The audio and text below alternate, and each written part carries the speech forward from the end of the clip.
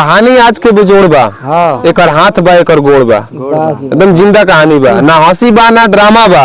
एमे कलयुग के कारनामा बा। कलयुग में का होता, झूठ हर जगह जिंदा बा, सच होत शर्मिंदा बा।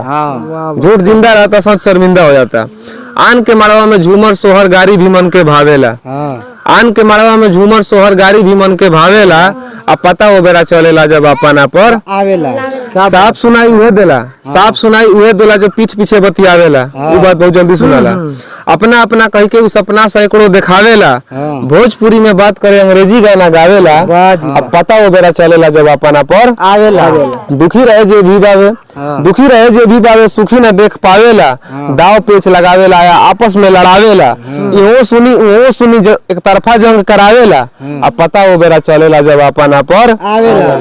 मुंह में राम बगल में छुरी, मुड़ी में चूड़ी पहिरावेला। मुड़ी में चूड़ी, मुंह में राम बगल में छुरी, मुड़ी में चूड़ी पहिरावेला। नाता गहरा बना के ताराला दौड़े धावेला। अब पता वो बेरा चलेला जब अपना पर आवेला।